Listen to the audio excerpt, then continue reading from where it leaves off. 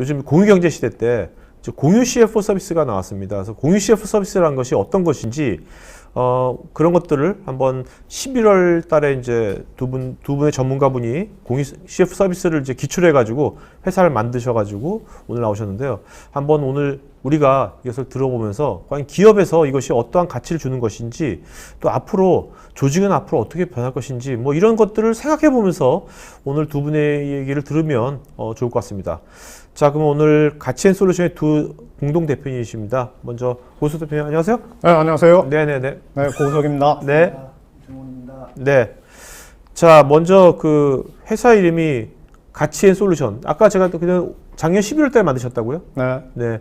두 분은 근데 너무 로봇처럼 말씀하실 필요 없습니다. 네. 자, 아무래도 자, 먼저 가치앤솔루션은 이름이 뭐 왜 뒤에다가 IT 회사도 아닌데 가치라는 건 이제 이해가 돼요. 네, 가치는 이해가 돼요. 공유 CFO. 왜 솔루션이라는 말을 왜 붙였습니까? 대답하세요. 뭐 가치는 아신다니 네. 기업 경영에 있어서 풀어야 될 문제가 사실은 굉장히 많습니다. 네.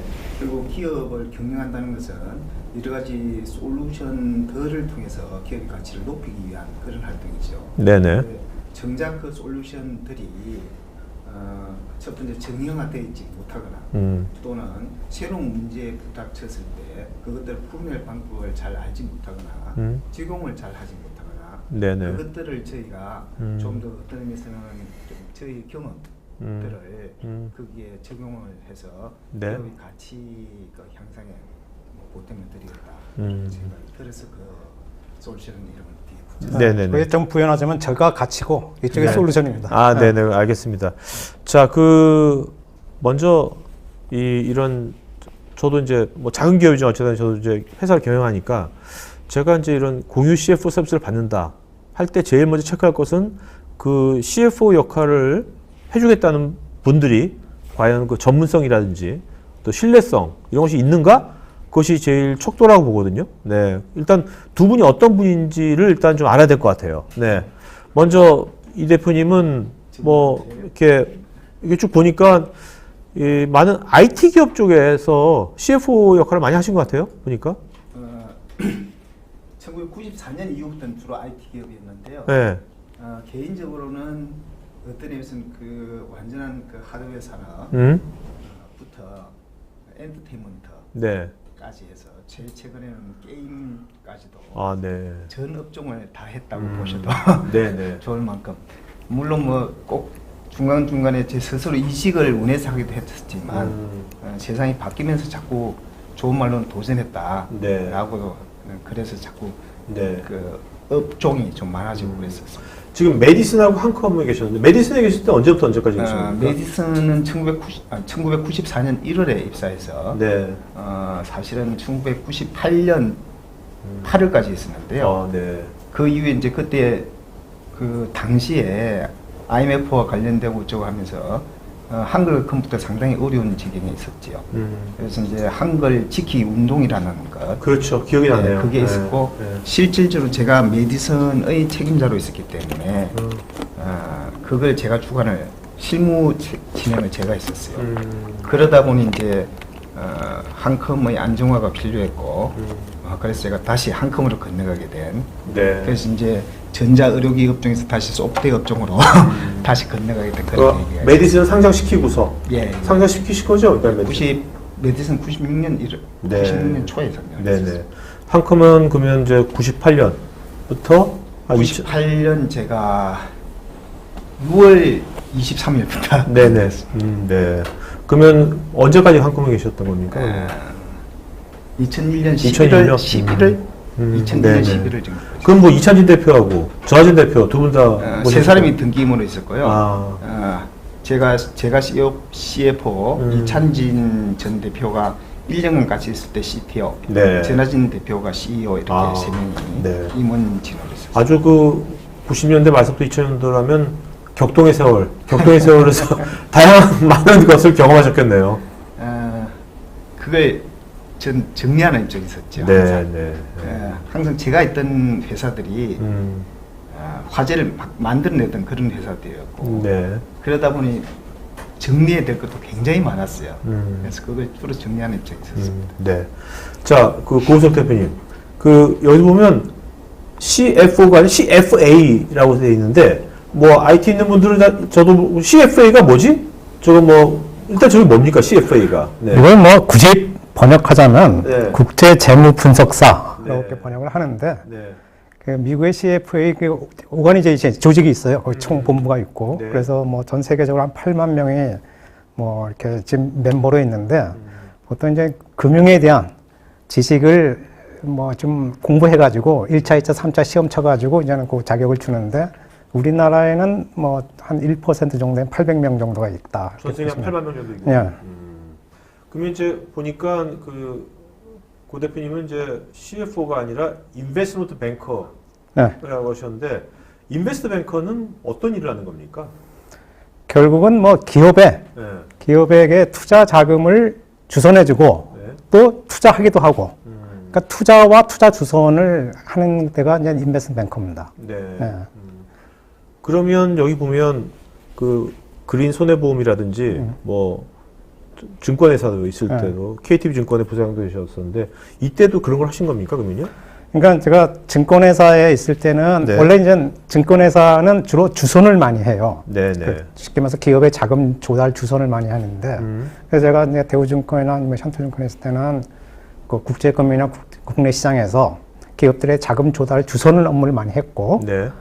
그 다음에 이제 제가 여기서 자금 조달이라면 그 자금 소스가 네. 국내 해외에서도 많이 해외도 있고 국내도 아, 있고 그렇죠. 네네. 뭐 요새 뭐 벤처 캐피털도 있고 뭐 네네. 프라이빗 것도 있고 기업들도 있고 뭐 많고 그 다음에는 제가 그걸 그래서 보통 우리 이쪽 용어로는 셀러 측 사이드라 그래요. 네. 팔아준다는 입장에서 그 다음에 바이 측 사이드라는 건 뭐냐 직접 투자를 하는 곳. 네. 보통 이제 뭐 보험회사라든가 뭐 프라이빗 것이라든가 그런 데서는 좀 자기네들 돈을 가지고 오나 아니면 고객 돈을 가지고 투자를 해주는 거죠. 아, 네. 그건 이제 바이 측 사이라고 하는데 바이어 측 사이드라고 하는데 저는 그 셀러 측 사이드에 뭐 다른 무슨 애널리스트 경력까지 합쳐가지고 한 20년 정도 있다가 네. 그다음에 그 셀러 측에서 한 또 7, 8년 정도 있었죠. 어떻게 보면 두 분이 어떤 하는 역할이 좀 확실히 다른 거네요. 그러니까 그죠? 약간 다르죠. 네, 저희 네, 네. 이 대표는 사실은 저희 클라이언트였어요. 아. 왜냐하면 제가 증권회사에 있을 때 네. 이 한컴에 가서 네. 자금 조달하세요. 메디슨. 메디슨부터. 그래서 그 자금 조달 이렇게 이런 자금 조달 수단이 있고 아, 이런 네네. 투자자가 있으니까 투자를 받으세요. 네네. 뭐 이렇게 뭐 하나의 좋은 클라이언트였습니다. 아, 네네네. 그러면 그때는 이 대표님이 갑이셨겠네. 아닌가요? 지금도 갑이에요. 예전에 메디슨 한컴 같은 갑인 적이 한 번도 없었습니다. 아. 물론 어떻게 보면 네. 회사가 제대로 그러니까 그때 제가 들어갈 때는 항상 작았었고 제가 나올 때쯤에는 항상 컸었어요. 네, 네. 국내 메디까지는 올라가고 이런 랭킹이 돼 있었는데 어쨌든 완전한 네. 정이다가 네. 어떻게 보면 나중에는 저는 갑은 못 해봤고 네, 을까지는 충분히 나갔어요. 네. 갑질을 충분히 했어요. 아니 근데 얼핏 생각하면 자금을 조달을 해주는 데가 갑. 그런데 이게 약간 뭐 기업건 기업 사정과도 다른데 네. 기업이 약간 어려울 때는 네. 기업 자금 조달을 주선해주면 좋을 수도 있는데 네네네. 또 투자자들이 또 많이 원하는 건 좋은 기업에 그렇죠, 투자하기를 그렇죠, 원하잖아요. 그렇죠, 그렇죠. 보통 근데 좋은 기업이 있는 경우가 많아가지고 혹시 그 경력상이 보이는지 모르겠는데 네네 보입니다. 그렇습니까? 네네네. 저기에 다 보입니다. 보면 네. 그 벤처기업 최초 외자 도입, 코스닥 최초 외자 도입이라는 글자가 보이지 않습니까? 네네네. 그게 되고 난 뒤부터 갑이었고 그걸 음. 주로 우리 고 대표님하고 또는 다른 그 정권사에 역량 있던 분들하고 같이 저런 일을 했었거든요. 네네. 당시는 저기 외자 도입, 뭐 코스닥 기업이나 상장 기업이 외자 도입하면 주가에서 크게 영향을 받던 그런 시절이었어요. 90년대 후반. 네네. 그래서 그렇게 말씀하시는데 그렇게 해주시고는 스스로 을로 아, 자리를 네네. 바꾸신 그런 것 같습니다. 자, 우리 이제 뭐 결론가 들어가 보죠. 그 두 분이 이제 어떻게 보면 이제 서로 이제 다른 이제 어떤 그 이력 패스를 쭉 네. 20년간 20년 이상 하신 건데, 그래서 지금 이제 가치인 솔루션에서 공유 CFO 서비스를 이제 작년 11월 달에 이제 기치를 해서 같이 의기투합해서 둘이 파트가 돼서 하는 거지 않습니까? 네. 공유 CFO 서비스를 처음에 누가 생각했고, 이거를 왜 시작한 겁니까? 생각은 뭐 서로 간에 마음속에 얹어 있었을지 모르지만 제가 제안은 먼저 했어요. 공식적으로 네네. 제안을 했는데 그 이유가 음. 제가 이제 기업들을 이제 많이 이제 컨택을 해보면은 그 많은 기업들이 사실은 여러 가지 뭐 그 내부 관리라든가 그런데 어려움을 많이 느끼고 있고 네. 또 뭐 그 펀딩도 마찬가지고 근데 마땅한 그 사람이 없다.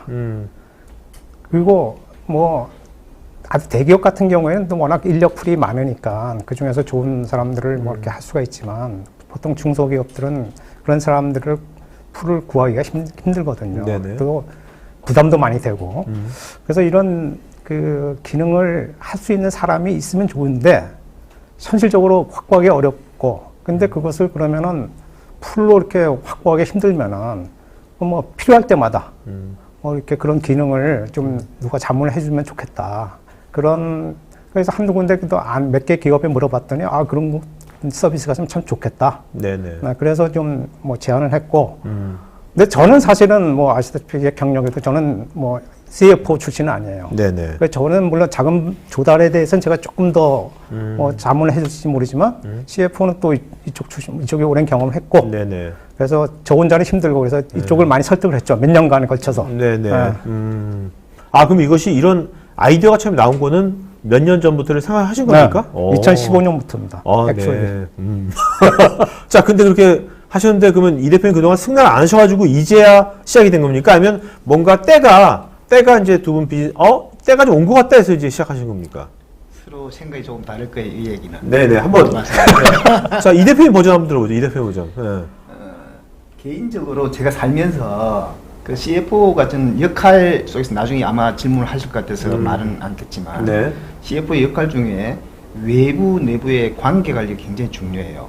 특히 이제 그 회사 내부에서 저에게 기도하고 있는 것 중에 특히 기업 경영 그 윤활유, 가 잘 돌아갈 수 있게끔 그걸 운하는 게 특히 저는 자금적으로 굉장히 어렵거나 회전이 빠르던 기업에 주로 있었기 때문에 그래서 자금을 조달해야 될 그것도 우량 자금을 네. 그 의무를 상당히 많이 가지고 있었죠. 네. 그때 어떤 의미에서는 이게 신세를 졌다 또는 제가 뭔가 역할을 주었다라고 표현할 수 있겠지만 개인적으로는 참 고마웠었어요. 네. 그래서 이제 그 상태는 한 20년 이상의 그 경과 된 얘기였고 한 7, 8년 전부터 그 얘기를 하셨죠. 네. 같이 하자. 네. 그때 물론 저는 그때 다른 기업의 부사장으로 CFO로 있었던 상태이고 그래서 그 뒤에 이야기하실 것 같습니다. 네. 아니요. 됐습니다. 자, 그러면 일단은 이제 공유 CFO지 않습니까? 지금 이제 CFO 하면 얼핏 저처럼 문외한은 CFO 하면 파이낸스가 붙으니까 파이낸셜이니까 뭐 재무, 회계 뭐 이런 쪽에 그쪽을 재무 회계를 담당하는 사람 중에서 제일 경력이 오래된 분이 CFO 하는 거 아닌가? 라고 생각할 수도 있거든요. 근데 그 CFO의 주 메인 역할이 여기도 뭐 장표가 나와 있는데 보면 회계 이쪽은 뭐 좀 자꾸 보니까 경영관리, 뭐 리스크 매니지먼트, 펀딩도 되게 중요할 것 같고요. IPO도 있고. 네. 좀 크게 좀 특히 이제 IT 기업들, 벤처 기업 많이 계셨으니까 벤처 기업, 한 100억에서 1000억 정도 하는 기업의 CFO라면 어떤 역할이 메인 역할이라고 생각하십니까? 생각이 다 다를 것 같아요. 네. 그리고 그 기업의 규모에 따라서 다 다를 것 같고 어떤 각자 개인적으로 볼 때도 나이가 적을 때 경력이 적을 때는 일을 하는 거죠. 네. 근데 건너뛰어서 경영진 중에 한 명이라면 대부분 의사결정 과정에 개입되죠. 네네. 그럼 의사결정이 되면 사실은 내 외부 관계관리와 함께 회사 전체 또는 외부 시장을 알아야 되는 문제. 그래서 이제 CF의 역할이 기업 따라서 달라진다. 특히 규모, 네네. 업종, 네. 그다음에 외부 경영 환경에 따라서 굉장히 CF의 역할이 달라진다고 저는 개인적으로 생각하고 있고, 그래서 진정한 CFO 그러면 사실은 재무적 기능보다는 네. 여타 그 환경 변화, 기술과 관련되거나 그 부분이 더 중요하다고. 그거 의사결정을 적합하게 내릴 수 있는 특히 재무를 베이스로 네네. 그 경영 의사결정을 하는데 도움을 줄 수 있는 사람이어야 되지 않을까. 저는 개인적으로 그렇게 생각해 왔습니다. 재무로 하면 뭐 요즘 같아서는 좀 어떻게 보면 데이터를 숫자니까 데이터를 기반한 거라고 이해도 되겠네요. 그것도 생각이 좀 틀려요. 네. 죄송합니다. 네. 기업 상황가죠. 네. 물론 데이터가 기업 상황을 가장 반영하고 있지만 네. 역시 기업의 상황과 관련된 내부 정보이니까 물론 그 기반은 데이터예요. 네. 근데 내부 정보는 모든 그 리소스들을 포함하고 있는 거죠. 그러니까 이제 그것들이 있어야 내부적인 의사결정 과정에 참여할 수 있지 않을까. 네네. 그게 저는 개인적으로는 그래서 CFO의 단어가 저는 조금 잘못 들어온 단어가 아닌가. 저는 아마도 그 대한민국에서 CFO라는 단어를 제가 제일 먼저 받았다고 생각해요. 네네. 그러니까 옛날 메디슨이 그런 쪽으로 항상 빠르게 나아갔으니까. 그래서 이제 용어를 그러고는 그때 돌아가시던 그분이 계속 사용을 하셨고 제가 아마도 국내 최초의 CFO라고 생각을 하고 있는데 네. 그때는 제가 재무 기반의 실무 책임자였습니다. 네네. 그래서 그 용어가 그때는 맞았고 의사결정자, 재무적 기반의 의사결정자라고 저는 판단하고 있습니다. 네네. 그러니까 이게 우리 기업에서 이런 공유 CFO 서비스를 아까 필요할 때 기업이 쓰면 되는 거지 않습니까? 네. 그러니까 여기 나와 있는 CFO가 담당하는 모든 것을 제너럴한 것을 다 한다기보다 기업이 우리 회사는 지금 리스크 관리 중에 우리 회사는 지금 IPO를 가야 돼 아니면 펀딩이 중요해 뭔가 이런 게 있을 거 아닙니까? 경영적인 어떤 전략적인 우선순위 높은 거인데 적임자가 없을 때 그럴 때 이런 공유 CFO 서비스를 받으면 정확하게 표현하셨어요. 네, 맞습니다. 물론 이렇게 기업이 딱 아주 역량 있는 CFO가 딱 있어가지고 모든 일 다 처리하면 좋은데 사실 또 모든 기능이 다 필요로 하지 않을 때도 많거든요. 네네.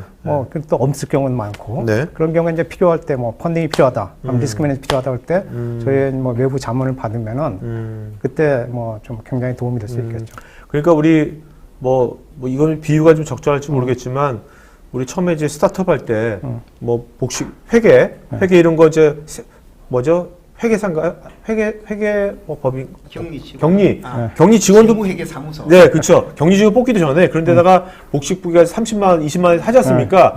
그건 그냥 그걸 딱 정형화된 업무만 딱 하는 거고 이게 지금 두 분께서 하시려는 공유 CFO 서비스라는 것은 그게 아니라 그 기업마다 뭔가 이제 성장을 하게 되면서 필요한 우선순위가 있을 거지 않습니까? 그걸 하는데 그거를 딱 할 수 있는 지금 현재 적임자가 없을 때 그때 두 분께서 그걸 도와줄 수 있다. 어떤 기간 내에서 어떤 프로젝트 베이스로 그렇게 이해하면 되겠습니다. 반드시 프로젝트 베이스라고 할 필요는 없고 네, 그렇죠. 하여튼 필요한 기능이 있으면 그 기간 동안 그걸 조금만 제가 보완드리면 혹시 보시는 분 중에 참여하신 분 중에 그 회계 기반인 분이 얼마나 계신지 모르겠지만 회계의 기본 목적, 특히 재무제표의 기본 목적 이런 얘기가 있어요. 그래서 대부분 알고 계신 얘기가 내 외부의 이해관계자에게 의사결정에 적합한 정보를 제공하는 것이거든요. 그럼 적합한 의사결정이라면 그게 계단마다 달라진다는 거고 특히 이제 재무 정보를 가공하고 오퍼레이팅 하는 사람이 있는 거고 그걸 의사결정하는 사람이 있는 거고 그걸 사용하는 사람이 있잖아요. 그랬을 때 저는 아까도 이야기 드렸던 의사결정을 할 수 있게끔 자료를 드린다가 주된 거기 때문에 저희가 하는 그 서비스는 의사결정 할 수 있게끔 밑에 데이터를 어쨌든 빠르고 정확하고 필요하게 제공할 수 있게끔 만들어 드리는 것이 첫 번째 역할이라고 보여져요. 그다음 어떤 경영에서 의사결정하기 위한 가시성을 제공해 준다고 생각합니다. 어쨌든 간에 이런 공유 CFO 서비스가 기업이 필요하다고 느껴진다는 것은 일단 그 기업이 현재 우리 재무팀이나 갖고 아무런 문제가 없다고 느껴지면 이런 게 필요 없을 거 아닙니까? 그죠? 그러니까 어떤 그 기업에서 기업에서 어떤 그 문제가 이런 문제가 있다고 느낄 때 이런 거를 고려할 것 같은데 네. 일단 쉽게 우리가 풀어봤으면 좋겠어요. 일단 중소기업 네. 타겟하시는 게 대기업은 아니지 않습니까? 네. 그 중소기업이 두 분이 도와줄 수 있는 문제를 한번 쉽게 케이스 바이 케이스로 말씀해 주신다면 어떤 게 있을까요? 펀딩, 우리는 좀 돈을 좀 펀딩 좀 하고 싶어. 또 뭐가 있을까요? 그런 것들 얘기 된다면. 했어요. 그렇게 기업 입장에서 뭐 그런 것들을 쉽게 말씀해 주신다면. 얘가 네. 적절한지 모르겠는데 네네. 아픈 사람과 의사 네. 얘기가 잠시 들어올 수 있을 것 네. 같아요. 완전히 아팠을 때 의사한테 대부분 가죠. 그러면 의사는 수술을 하든 어떠한 처방을 하죠. 네. 그 앞에서는 이제 앞 단계에서는 아픈 사람이 주로 본인의 판단 또는 약을 사 먹는 경우, 그 앞 단계에서는 이 뭔가 컨디션 안 좋아도 참거나 스스로 네. 개선하는 경우가 네네. 있죠.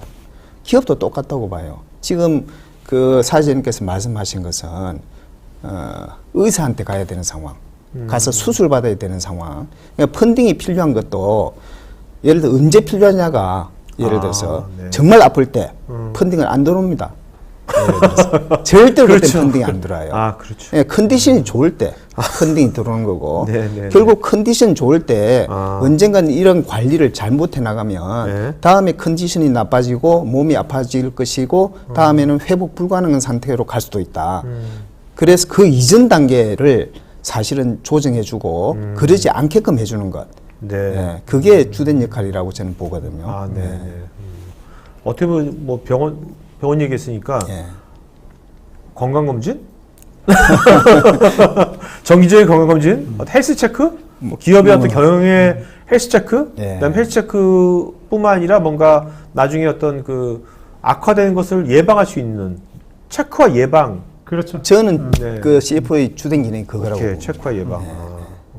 리스크 매니지먼트라는 것이 그런 개념이 다 포함되는 거죠. 네. 미리 네. 리스크가 일어나서 이미 이벤트가 발생하고 난 뒤에 그거 하면은 힘들잖아요. 네네네. 그래서 사전에 하는 거 맞죠. 그런 사례를 좀 들으시면 지금 말씀하신 리스크랑 지금 체크와 예방 중요성, 뭐 리스크 다 유사한 것 같은데 그런 실제 사례를 꼭 뭐 기업명을 안 밝혀주니까 뭐 그동안 두 분 꼭 지금이 아니더라도 과거에 여러 가지 경험이 있을 거 아닙니까? 그런 걸 좀 한두 개 좀 말씀해 주시면 이해가 좀 빠를 것 같은데. 굉장히 어려운 얘기예요. 그러니까 리스크 관리가 왜 중요한 건지, 헬스 체크가 왜 중요한 건지에 일단 대한 그거를 잘 못한 경우도 있을 수 있고요. 기업명은 안 밝히셔도 됩니다. 그런 사례를 좀 말씀해 주시면 우리가 이해가 좀 빠를 것 같아요. 와닿을 것 같아요, 좀. 앞에 예를 들었던 것에서 사전적으로 본인이 건강관리 해버렸으면 다음에 많이 아프지 않는 거예요. 네네. 그건 없는 일이 되는 네. 겁니다. 처음부터 발생하지 않은 일로 변하는 거예요. 그렇죠. 그러니까 그 일을 예를 든다는 것은 있을 수가 없는 과정이에요. 네네. 결론적으로 유능한 CFO가 그러지 않게 할 수 있느냐, 아프지 않게 할 수 있느냐, 그 문제가 더 중요한 문제라고 보여져요. 저는 개인적으로 굉장히 그것도 어려운 문제라고 봐요. 왜냐하면 기업 내부에 CEO가 있고 CEO가 상당한 권한을 가지고 있단 말이에요. 특히 중소기업에서 더 그렇죠. 그렇죠. 네. 그리고 뭐 대기업도 마찬가지, 중견기업, 중소기업도 마찬가지고 어쨌든 한국 뭐 그건 외국도 마찬가지일 거예요. 어쨌든 그 누구는 탑이고 또 누구는 탑을 보좌하는 역할이기 때문에 보좌하는 입장에서 공격 앞을 할 때 공격을 지원해 줘야 돼요. 네. 수비를 조금 강화하는 게 아니고 공격을 지원해 주다 보면 같이 끌려가는 거예요. 그렇죠. 그래서 게임에 패배하면 같이 책임을 질 수밖에 없는 건데 그 사전 단계에서 제어한다는 것이 현실적으로 상당히 어렵다. 그래서 그 케이스는 사실 실패한 케이스는 케이스가 되어버리고 성공한 케이스는 케이스가 되지 못합니다. 네네. 그렇겠네요.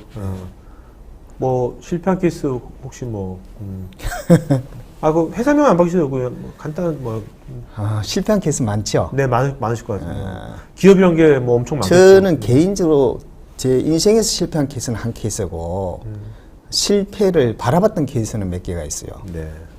그러니까 실패를 바라봤던 얘기는 제가 나오고 난 뒤에 그 기업이 상당히 잘못되어 갈 때 물론 씨는 제가 뿌렸는지는 몰라요. 어떻게 보시면 네. 제 그 트랙 레코드를 조회하시면 어떤 회사를 말하는지가 다 짐작되실 수도 있는데 어쨌든 결국은 아까 제가 재무제표를 이야기했었고 이해관계자에게 정보를 제공해서 의사결정할 수 있게 하는 것이다. 네네. 재무제표를 보면 재무제표 기업의 얼굴이라 그래요. 잘못됐을 때의 재무제표를 보면 정말 얼굴이 나빠요. 잘된 기업의 재무제표는 얼굴이 어쨌든 안에 뭐가 있는지는 잘 모르겠지만 굉장히 이뻐요. 그렇죠. 그런데 결국 CEO의 권한에 의해서 일방 독주가 시작되면 CFO가 견제하기가 굉장히 어려운 게 한국의 현실이에요. 그럼에도 불구하고 제언을 해야 된다. 그럼 속도는 늦출 수 있다. 가 보여지는 거고 결론적으로 CEO가 그러지 않아야 된다는 거고. 그래서 저는 사실은 제가 이제 어느 기업과 서로 그런 얘기를 하게 된다면 그 사례를 설명할 수는 있을 것 같아요. 네. 일방적 독주 또는 고집 또는 본인의 권능에 의해서 회사가 자꾸 다르게 갔을 때 사례를 저는 설명해 줄 수 있을 것이다 라고는 생각을 해요. 네네. 근데 어느 기업이라고 말씀드리긴 좀 그렇습니다. 어떠세요? 두 분이 이런 공유 CFO 서비스를 몇 년 전부터 생각하셔가지고 이제 작년 11월 달에 스타팅 하신 건데 해보시니까 항상 이게 사업이란 게 항상 하기 전하고 시작했을 때 다르지 않습니까? 아까 하기 전에는 주위에서 이런 게 필요해, 이런 게 필요해 하지만 막상 해보시면 또 다를 것 같기도 한데 이제 11월 달이니까 12월 한 2달 지난 건데 어떠세요? 현실은 해보시니까 어떠세요? 고 대표님 어떠세요? 예상대로입니다. 예상대로.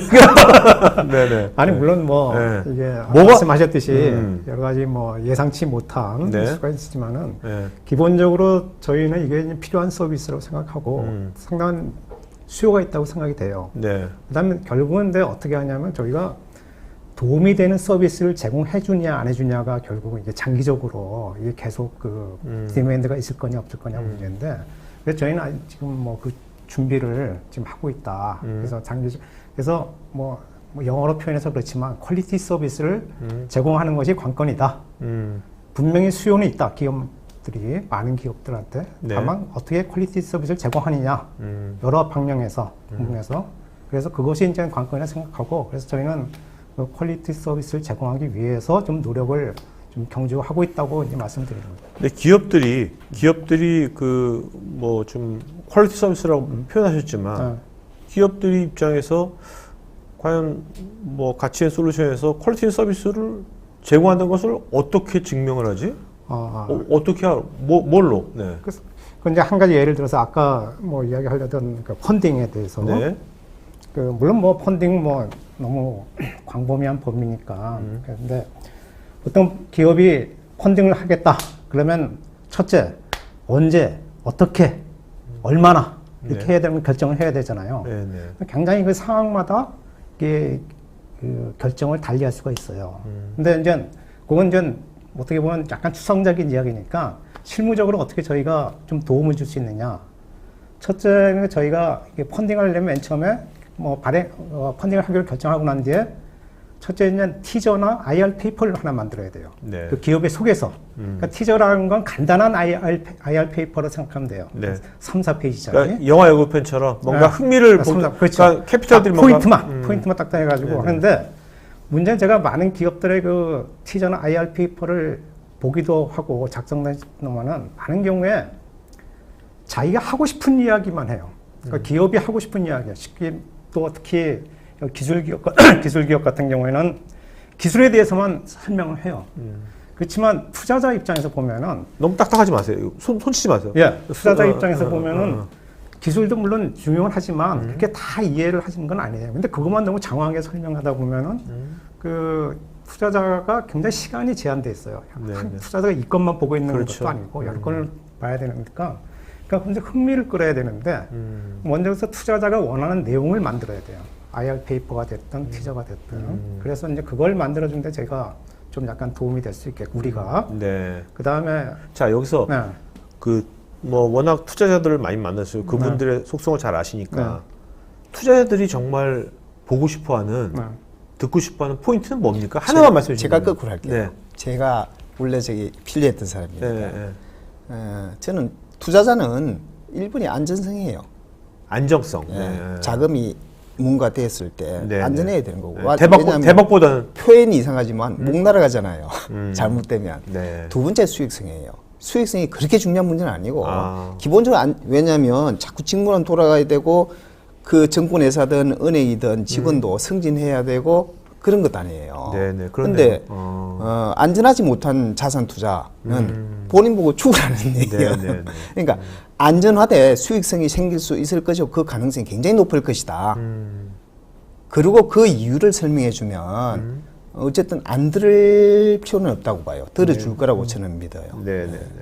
그래서 그 투자 포인트를 잡는데 그것을 뭐 10개, 20개를 잡을 수는 없어요. 네네. 두세 개만 딱 핵심적인 것만 잡으면 되고 그 다른 그것을 보완하는 자료라든가 기업의 기술을 설명하는 자료 이런 것은 뒤에 별첨으로 붙이고 네. 앞에 부분은 굉장히 간략하게 나가야 된다. 그건 이제 근데 요새는 이제 많은 페이퍼들이 좀 IR 페이퍼들이 좀 인프루가 많이 진보가 됐는데 아직도 많은 그 페이퍼들이 좀 그렇고 두 번째는 좋은 딱 그 기업에 맞는 투자자를 찾아야 돼요. 투자자라면은 국내 투자자, 해외 투자자, 그다음에 SI, 그러니까 쉽게 말해서 기업 투자자가 있고, FI, 그러니까 금융 투자자가 있어요. 네. 그 금융 투자자도 벤처 캐피털, 프라이빗 이쿼티, 무슨 다른 또 신기술금 여러 가지 투자자가 있는데 이게 투자자가 비슷할 것 같지만 투자자마다 천차만별이에요. 아니 근데 어차피 돈 받는 건데 돈 받으면 되는 거 아닙니까? 그게 돈 받는데 네. 아니 제가 드리는 말씀은 네. 그 자기한테 상황에 맞는 투자자를 발견해야만 그 히트 레이쇼가 높다는 소리예요. 석세스 네. 레이쇼. 왜냐하면 아무리 기업이 좋아도 내용이 IR 페이퍼가 좋아도 그 분야에 관심이 없는 투자자들이 많은 경우가 있어요. 네. 그 다음에 또 이 보통 이제 투자자들 FI들은 펀드를 구성해가지고 이렇게 투자를 하잖아요. 네. 근데 그 펀드가 이미 거의 다 소진됐거나 아니면 그 펀드의 그 주 투자 목적이 다른 경우도 있어요. 네.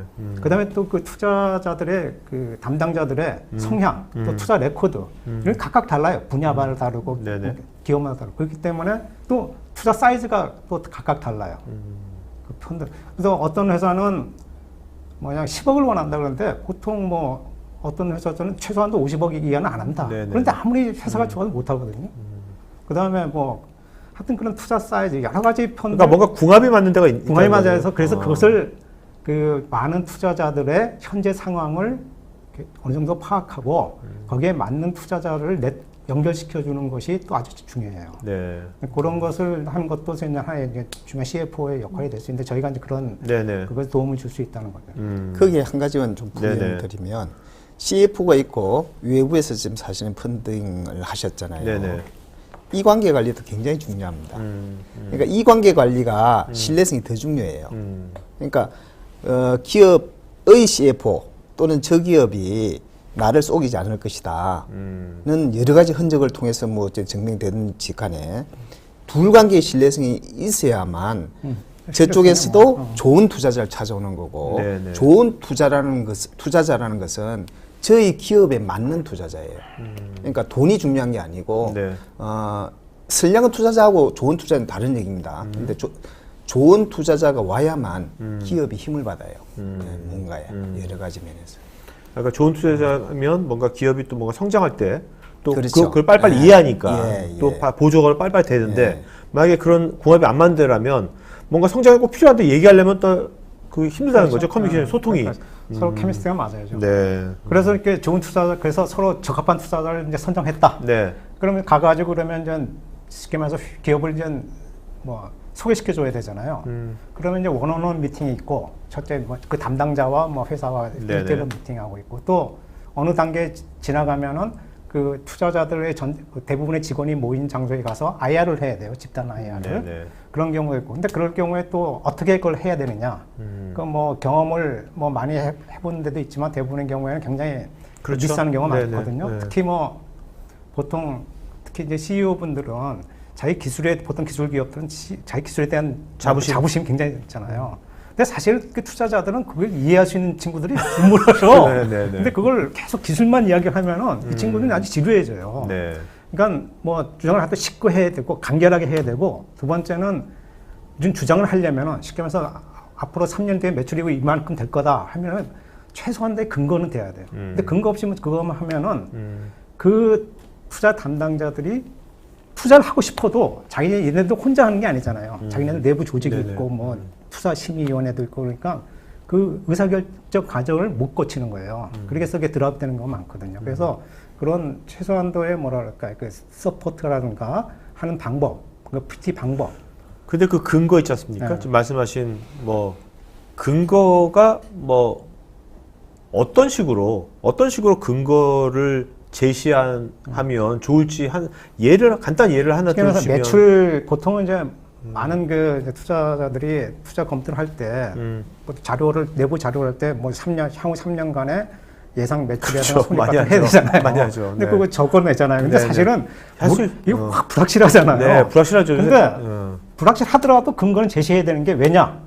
걔네들도 걔네들은 미안하다. 그 담당자들도 투자 담당자들도 그 안에 조직에서 또 내부에서 그 프리젝트 할 때 근거를 제시해야 될 거 아니에요. 네네네. 회사에서 이렇게 제시했다고만 하면은 깨지잖아요. 네, 그렇죠. 그러면 가장 쉽게 하는 방법은 뭐냐면 그냥 브레이크다운 해주는 거예요. 그러니까 매출액이 앞으로 3년 있다가 뭐 500억이다 그러면은 뭐 프라이게 3개가 있으면 A, B, C를 나눠가지고 뭐 A는 얼마 나올 거다, B는 아주 진짜 이건 최소한의 거예요. 네네. 최소한의 거 하고 그 다음에 그 A가 그러면은 그 중에 200억이다. 200억의 매출은 어떻게 달성될 거냐? 그 현재 매출액이 뭐 100억이면 향후 30%인데 왜 이게 30%냐? 앞으로 연간 성장률이 그럼 뭐 그 여러 가지 방법이 있는데 그것은 그 전체 산업 성장률. 아니면 유사기업의 성장. 진짜 유사기업 성장률 그런 것을 그거 해가지고 하는 거고 또 기술에 우리가 차별성이 있으니까 유사기업이 20% 성장하면 우리는 30% 성장한다. 네네. 이런 것에 그것이 맞든 틀리든 간에. 그러니까 뭔가 맞던 틀리든 간에 그것이 뭔가 나랑 비교할 수 있는 네, 그렇죠. 비교 기준이 있어야 되는 거네요. 그래서 그죠? 내부 투자 담당자들도 이야기할 수 있는, 그러니까 디펜스할 수 있는. 비교 기준 만든 다음에 그 다음에 기술이가 뭐 가중치가 있을 거 아닙니까? 네, 그 가중치를 같이 해서 그렇죠. 뭔가 네. 그렇게 해서 제시하면 마트 트레이드는 어쩌면 looks good. 그렇죠. 그러니까 어느 정도의 모양은 갖춰져야지. 네, 아무래도 네. 미래 예측이니까 사실은 정확성은 담보를 못하지만. 그리고 나서 이제 더 중요한 것이 저는 더 중요하다고 생각되는 부분이 그게 다 이제 의사결정이 됐어요. 네. 하겠다 그러면 이제 투자 조건 같은 것이 이제 나오고 물론 투자 조건에서도 많이 서로 의견이 달라가지고 많이 깨진다만은 투자 조건 결정이라든가 뭐 투자 수단이라든가 CBD가 됐든 BW가 됐든 간에 근데 그 다음에 아주 중요한 것이 많은 이제 벤처 기업들이 이제 느끼고 있는 경험한 건데 투자했는데 3년 있다가 IPO 못 가면은 상환해라. 이런 네. 조건들. 네. 그러니까 약간 재무 약정이라든가 비재무 약정 같은 거. 네네네. 이런 것을 굉장히 내용들을 잘 살펴봐야 돼요. 네. 이게 또 어떤 경영 의사 행위를 할 때 또 투자하고 난 뒤에 이거 동의를 받아야 된다, 또는 협의를 받아야 된다. 이런 것이 굉장히 중요합니다. 네. 그래서 그 결정을 할 때 저희가 좀 많은 경험이 있으니까 그것을 도움줄 수 있다는 거죠. 그러니까 고 대표님은 많이 하셨으니까 이 투자 계약서를 딱 보시면 이것이 을사보호 조약인지 예? 아니면 진짜 상호호혜적인 조약인지 뭐 정도 딱 그 감이 오시겠네요. 보시면. 그렇게까지 뭐 차별이 나는 게 아니고 그래도 좀 기업에 조금 도움이 될 수 있는 방향으로 좀 유도를 하는 것이 좀 CFO들의 역할이고 네. 저희들이 이제 그 역할을 좀 도와줄 수 있다는 거죠. 네네네. 자, 펀딩 쪽은 지금 이제 순서를 말씀해 주시니까 딱 와닿고, 자, 이 대표님, 예. 아까 이제 경영의 가시성, 그 재무 관점에서 의사결정을 도와주는다고 말씀하셨는데, 그거를 이제 이 방송을 듣는 이제 기업에서 우리도 지금 회사 내부적으로 여러 가지 좀 문제가 있는데 이런 것들을 어떻게 도와줄 수 있을까? 이분이 빠른 시간 내에 2년 뒤 3년 뒤면 너무 늦잖아요, 그죠? 중소기업 입장에서는. 그러면 우리 회사 경영 가시성 나도 좀 어떻게 들어가는지 나 잘 모르겠고 이럴 때 그러면 이 대표님한테 도움을 요청한다면 어떤 식으로의 절차를 밟아서 그 가시성이 도대체 한 몇 달 뒤쯤에 어떻게 뭐가 나오는 건지, 그러면 그 전에 또 어떤 작업을 해야 되는지 그걸 좀 말씀을 다 말씀은 너무 길겠지만 좀 지금 좀 다른 얘기가 들어간 네네. 거예요. 네. 여기는 단편적으로 네. 약을 처방할 수 있는 부분을 전 이야기를 하신 거고 그렇죠. 어떻게 보면. 네. 저도 두 개가 될 수 있습니다. 네. 단편적인 약이 있을 수 네. 있고 네. 체력을 관리하는 프로그램이 있을 수 있는데 기업 자체가 살아있는 생물이고 네. 계속 가야 된다는 근거가 있어야 되는 거죠. 그랬을 때 단편적인 것이 과연 옳은 것인에 대해서는 한번 짚어봐야 되고 저는 그 부분은 조금 더 중요하지 않다고 봐요. 네. 그래서 저라면 내부 프로세스가 먼저 중요하다고 봐요. 그러니까 요즘 ERP 도입한 기업들 많지만 내부 프로세스가 의사결정을 합리적으로 빠르게 잘 할 수 있도록 프로세스가 정리되어야 된다는 거예요. 근데 그건 당장 들어가가지고 프로세스 잘못됐고 이건 귀신도 모르는 네, 얘기입니다. 네, 그렇죠, 그렇죠. 예를 들어서 이제 어떠한 양식을 하나 만드는 것, 그러니까 지출레이스를 하나 만들든 무슨 그 보고서를 만들더라도 그거 하나에 있어서 효율, 비효율이 굉장히 차이가 나요. 그리고 그것들이 모여서 다시 위에 상위 정보로 넘어갈 때도 역시 시간, 관리, 효율, 다음의 문제를 예방할 수 있는지까지가 다 연결돼 있는 거예요. 네네네. 그래서 개인적으로는 가서 저기 뭐 한의사 침 꽂듯이 주사 놓듯이 그렇게 할 수 있는 것이 CF의 역할은 아니다. 그래서 지금 저희도 계약을 하는 회사하고는 제가 월 그 10시간 현장 출근으로 돼 있거든요. 아, 네. 그래서 현장을 출근해서 저는 일을 할 거예요. 그리고 일을 하고 있고 결국 어떤 의미에서는 격리 직원의 일부터 그건 제가 꼭 하진 않겠고 쳐다보겠지만 그다음에 일종의 부장이 하고 있는 일, 누가 하고 있는 일, 또 인접 부서, 생산 부서, 기술 부서가 하고 있는 일까지 다 파악이 되어야 그때부터 얘기를 할 수 있다고 저는 생각을 하거든요. 그 인터뷰 같은 것도 하시겠네요. 그럴 수밖에 없다고 아, 봐요. 네. 기업을 모르는 상태에서 그렇죠. 기업의 성무당이 무어 잡는다 네, 그러죠. 네, 네. 처럼 가서 감나라 배나라 어떻게 하게 되면 기업이 흔들려요. 그래서는 안 된다 보고 그 속에 녹아 있어야 된다. 아무리 공룡 CF라도 그 속에서 그 사람들 같이 호흡하고 녹아 있어야만 그리고 그 사람들의 생각을 서로 반영해주고 어떻게 보면 CEO에게 뭘 해준다는 것보다 그 사람들에게 제가 뭔가의 솔루션을 주어가지고 그 사람들이 자발적으로 CEO와 관계가 좋아지고 그런 것들 정보가 올라갈 수 있게끔 밑에 부분을 도와주는 것이 옳다. 네, 그 다음에 제가 할 일이 그 밑에 부분이 위로 전달되었을 때 CEO 등에 또는 임원들에 전달되었을 때 그것이 합리적이었다라고 제가 거들어줄 수 있다는 것.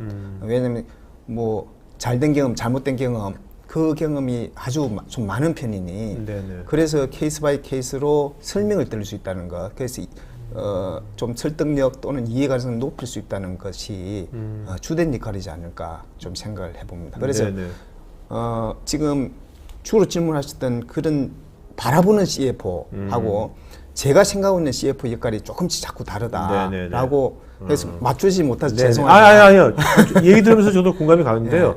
그래도 이제 좀 어떻습니까? 이 대표님께서는 이제 이런 서비스를 예. 제공하는 그 기업들이 업종이 다양하겠지만 또 IT 기업들도 꽤 있지 않습니까? 대부분 IT 기업입니다. IT 기업들을 이제 해보시니까 IT 기업에 지금 하시는 레인지가 지금 100억에서 한 1000억 정도 되는 그 IT 기업들 해보시니까 그런 기업들이 어떤 것이 가장 애로사항이 있다면 어떤 것들이 있을까요? 네.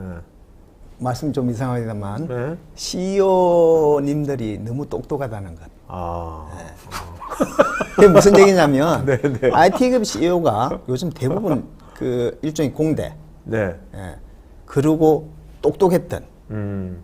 그 공대 출신들이 옛날 공대 황금 시대 때. 똑똑해요.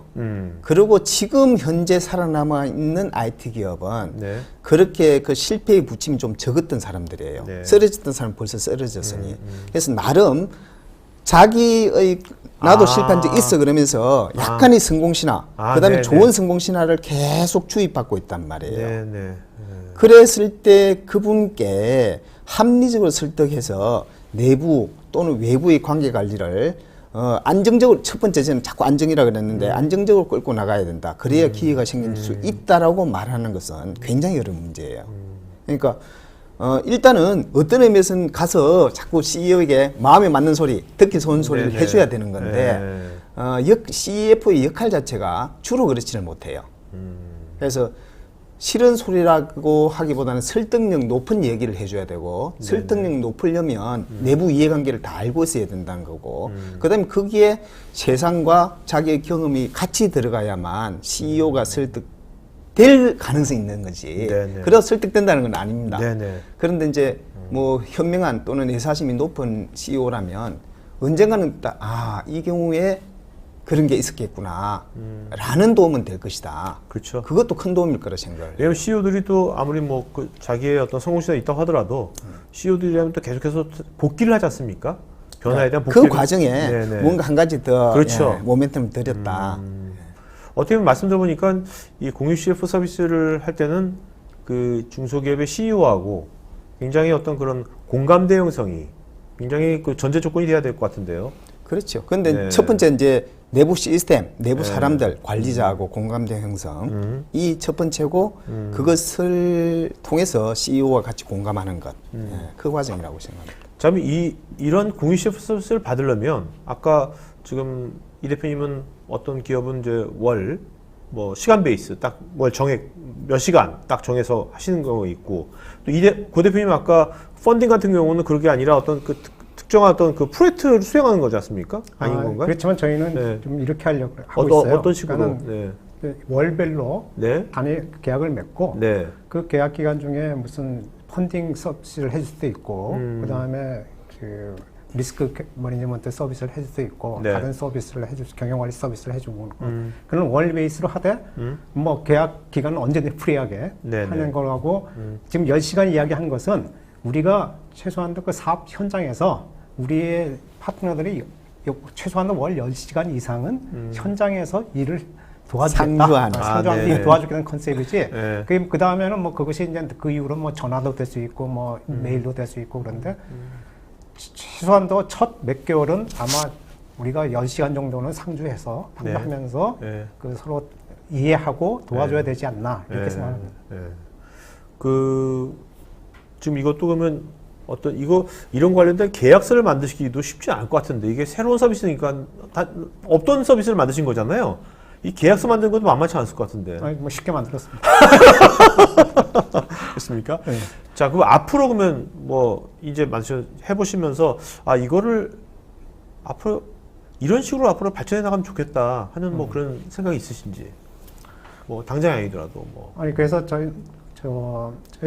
저희가 지금 현재 임시 지금 사무실이 구로에 있는데 거기 구로 가산 그 지역만 해도 12,000개의 그 기업들이 있다고요. 중소기업들이.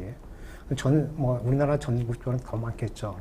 몇만 개의 기업 중에서 뭐 이 공유 CFO가 언젠가는 필요한 회사들이 최소한도 10% 이상은 뭐 있다고 봐요. 아무리 뭐 적게 봐도 뭐 10% 20% 있겠죠. 그럼 한 5,000개 정도의 기업 정도는 그 최소한도 그런 서비스가 필요한데 그 회사들에게 저희가 별 부담이 없이 저부담으로 좀 그래도 좀 뭐랄까 좋은 서비스, 좋은 CFO 서비스를 네. 제공해서 그 기업들이 발전하는데 좀 도움이 되는 그런 좀 뭐랄까 좀 규모를 좀 키우고 네. 저희의 서비스의 좀 질도 더 높이고 네. 그런 그걸 통해 가지고 결국 우리나라 기업들도 중소기업들이 많이 발전하고 또 우리도 거기에 따라 가지고 좀 같이 발전하는 그런 게 좀 됐으면 하는 것을 꿈으로 갖고 있습니다. 네. 자, 이제 Q&A 시간 들어왔습니다. 여러분들 시청자분들께서 질문하신 거에 대한 답변 좀 드리도록 하겠습니다. 여러분 지금 설문조사 하고 있으니까요. 설문에 응하시면 저희가 앞으로 더 좋은 서비스 만드는데 반영하도록 하겠습니다. 그러니까, 자, 포철사님께서요. CFO를 공유하는 것이 아니라 재무, 리스크 매니지먼트, 펀딩 등 재무와 관련된 경영 컨설팅을 진행한 것처럼 보이는데 경영 컨설팅과 차이점은 무엇인가요? 이런 정말 포철사님 같은 질문 많이 들으실 것 같아요. 뭐 자문하고 뭐가 다르냐? 뭐 이런. 제가 좀 이야기를 네네네네. 공유 CFO 기능을 하는 사람의 이 접촉해야 될 자료가 틀리다고 봐요. 네. 그러니까 내부 자료를 실제로는 내부 직원처럼 똑같이 봐야 된다고 저는 생각합니다. 심지어 그 내부 직원보다 더 깊은 자료도 봐야 되는데 그건 기업이 문을 어디까지 열어줄 것이냐는 거죠. 그러니까 지금 질문하신 것에 어쨌든 회계사도 마찬가지. 경영 지도자는 더더욱, 무슨 자문은 더더욱 내부 정보 전혀 안 봅니다. CEO와 이야기를 하는 거예요. 그냥 CEO가 말하는 것에 대해서 무언가 침을 꽂아 주려고 노력하는 과정이고, 네. 저희가 말하는 것은 내부 자료의 가장 깊숙한 곳도 문을 열어준다면 그것을 열고 들어가서 거기서부터 고치겠다는 얘기예요. 또는 그것이 좋으면 그걸 유지하는 거고, 네. 또는 시대가 바뀌면 그걸 바뀌게끔 해주는 것이지. 그래서 제일 깊은 자료 그러면 사실은 자금이 어떻게 흘러다니는지라든지 그 하나하나의 자금까지도 볼 의사가 있어요. 그걸 보게 된다면 사실 저는 기업이 다 보입니다.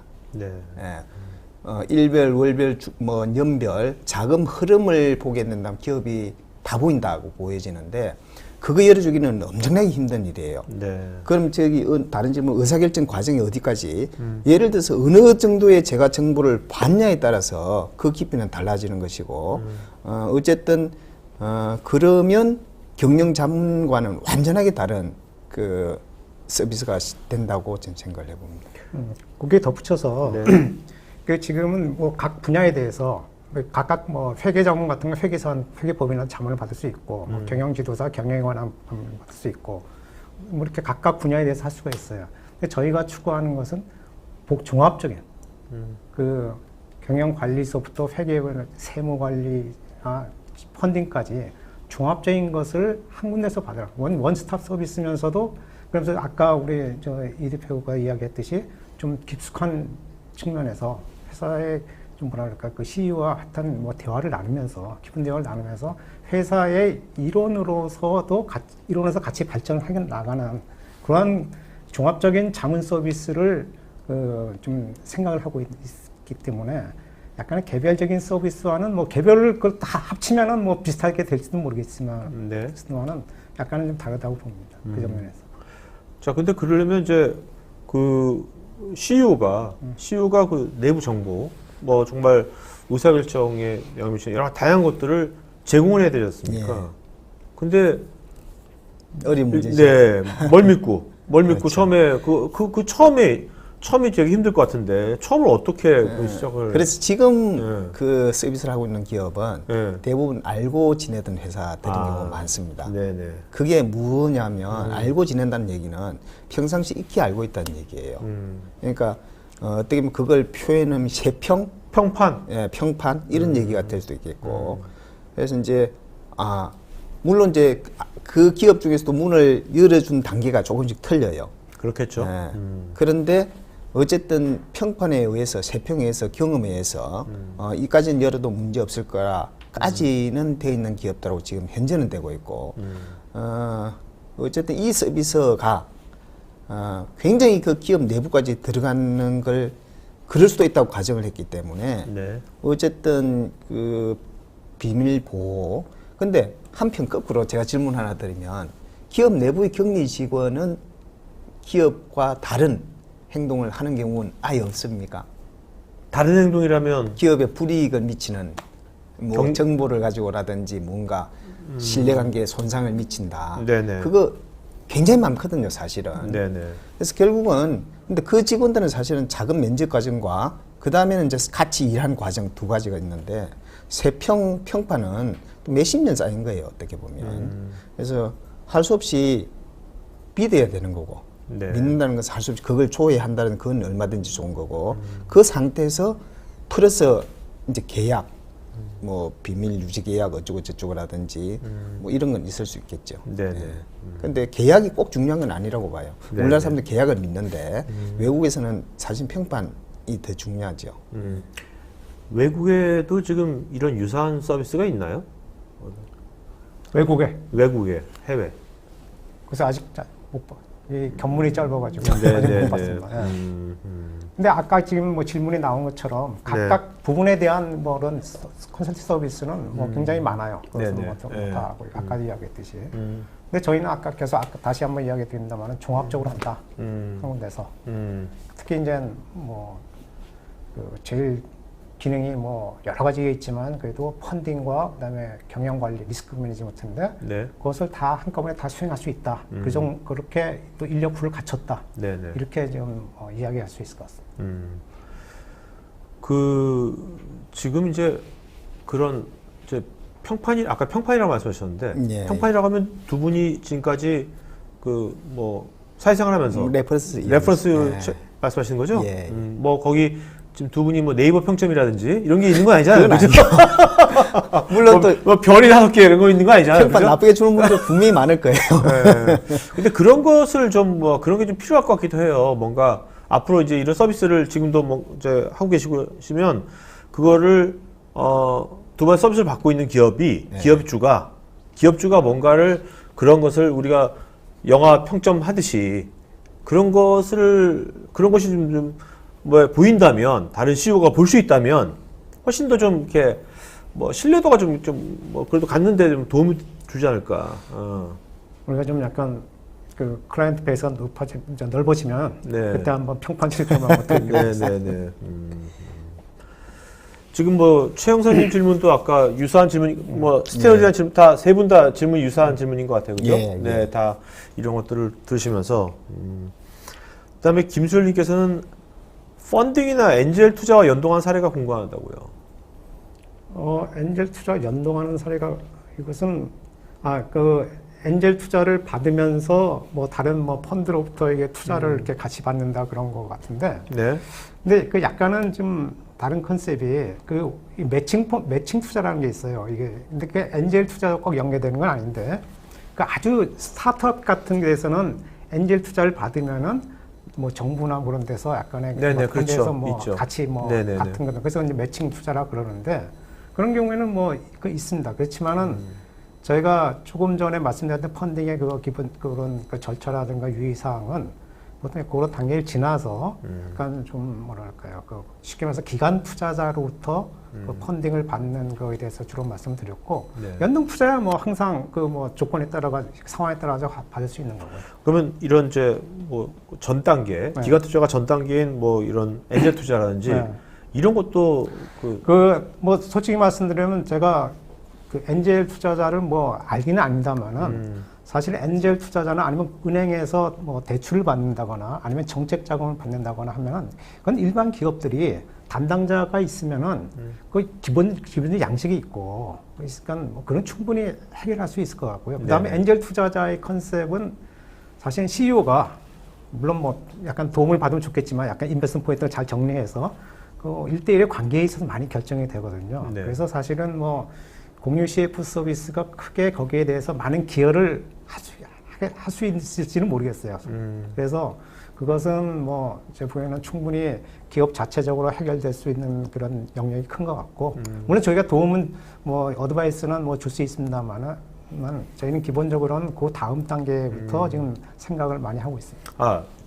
이거 갑자기 떠오른 게 요즘 또 많은 기업들이 IT 쪽 이런 쪽은 또 뭐 M&A가 많이 일어나거든요. M&A. 옛날보다는 우리나라도 이제 M&A에 대해서 많이 생각해가지고 꼭 상장이 아니라 M&A 시키는 것도 중요하지 않습니까? 그런 것도 도와주십니까? 물론 저 M&A는 뭐 굉장히 관심을 갖고 있는 분야고 또 뭐 관심을 갖는 게 아니라 경험이 있고 네, 그런데 그 M&A를 보통 크게 이제 두 가지 대상이 될 수 있어요. SI가 있고 FI가 있어요. 요새 PE들이라고 프라이빗 코티라 해서 너무 어려운 거 쓰지 마세요. 프라이빗 그 요새 뭐 많은 그 FI들도 그 FI가 뭡니까?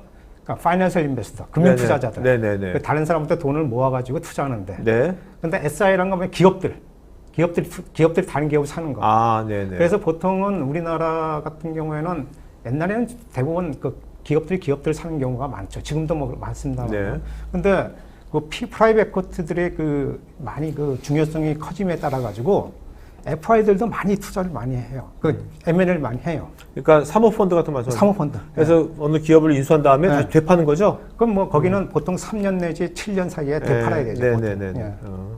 그런 것도 많이 활성화되고 있습니까? 굉장히 뭐 프라이빗 코트들의 그 M&A 투자가 굉장히 활성화되고 있죠. 그러면 이제 기업 입장에서 뭐 지금 두 분이 좀 이 공유 CF 서비스를 제공하는 대상 기업이 뭐 10억에서 1,000억이니까 M&A 이제 대상 기업이 되는 거겠죠, 여기가 한다면 된다면 M&A 한다기보다 그러면 뭐 M&A 할 수도 뭐 할 수 있죠. 있겠죠. 네. 근데 일단은 M&A를 내가 뭐 대상이 되는 기업 중에서는 준비라든지 네. 뭐 어떤 팁 같은 거 또 M&A를 하고자 하는 기업 입장에서 팁 같은 거 두 가지 좀 말씀 주신다면.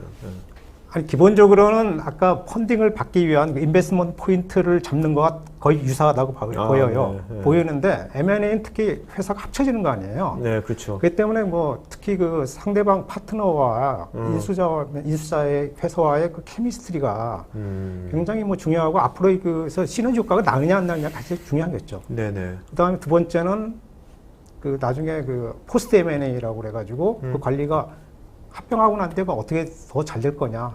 아무리 서로 유망한 기업들이 합쳐도 서로 간에 뭐 컨플릭이 생기면 못하자고. 뭐 네네. 안 하니만은 못하니까. 그래서 그런 것을 인베스트먼트 포인트는 거의 유사하고 아까 말한 그 회사의 뭐 잘 되는 앞으로 유망한 점을 계속 뽑아내고 네. 그다음에 거기에 대해서 뭐 하는데 기본적으로는 저는 뭐 여태까지 경험으로 보면은 그 두 주체 간의 케미스트리가 네. 제일 중요하다고 보여요. 특히 인간적인 케미스트리가 더 중요하고. 알겠습니다. 자, 김삼현님께서요. 컨설팅 서비스 기간은 일반적으로 어느 정도가 소요되는 건지요? 딱 이건 뭐 정해진 게 구체적으로 케이스 바이 케이스입니다만 아까 같이 뭐 다른 모든 매니지먼트 시스템 다 잘 갖춰져 있고 뭐 리스크가 잘 되는데 펀딩만 필요하다. 네. 그럼 펀딩만 필요한 기간이 뭐 한 3개월이면 되는 경우도 있어요. 네, 아주 네, 빠른 네. 경우에는. 네.